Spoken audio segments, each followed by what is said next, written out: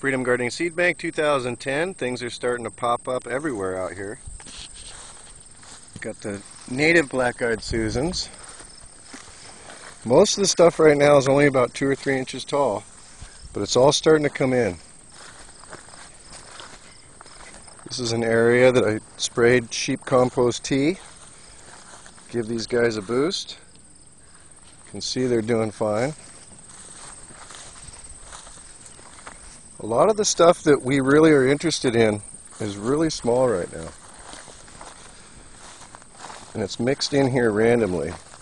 The strawberries are ripe. You can see all the native grasses have died off. That means they have returned their energy back into the soil. So now the stuff that we want to grow can start coming up.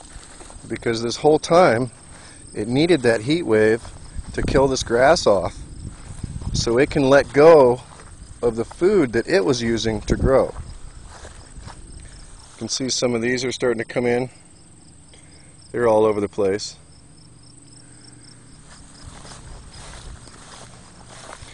Just going through here and looking. The hollyhocks have all gone to seed. These are everywhere, but they're natives.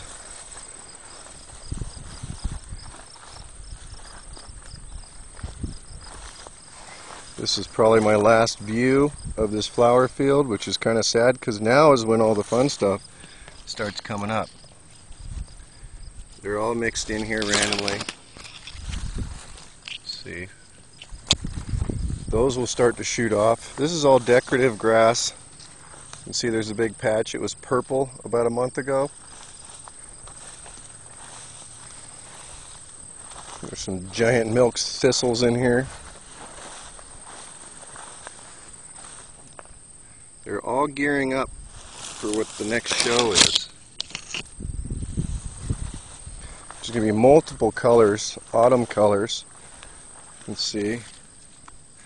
Got the little pinks coming in again.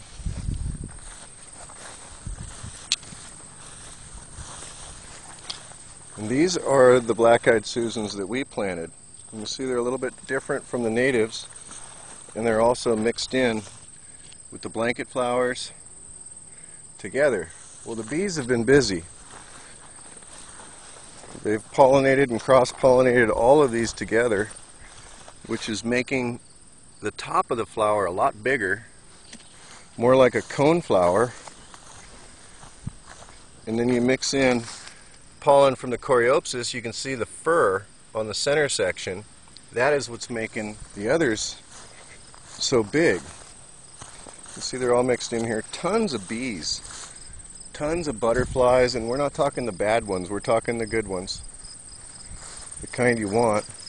This section all here was sprayed with the compost tea to knock down some of the bugs and give them a little boost. It mostly introduces beneficial bacteria that the plants can use. They don't really hurt anything else. This is my favorite section right here. This is where all the magic's happening. You can see how they've cross-pollinated. If you look closely, there are about 4 different varieties of black-eyed Susans right here in this little patch. And what's happened, those butterflies, the moths, the bees, have moved that pollen. And look at this, we have another brand new hybrid this year. It's a orange red-eyed Susan and several different side varieties. And there's the big one. Absolutely love these.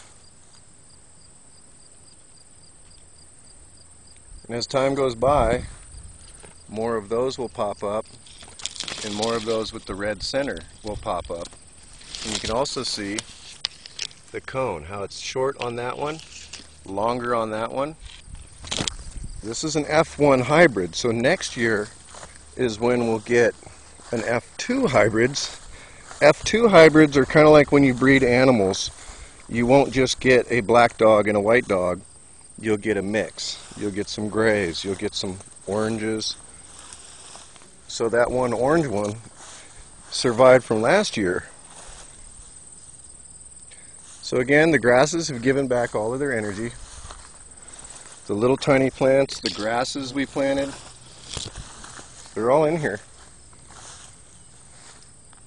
But we chose to not fight with the locals, the weeds, and instead let nature run its course and tell us what's going to do good out here and what isn't.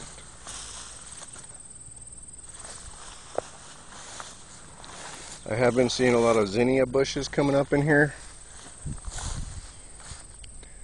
Everything's looking good.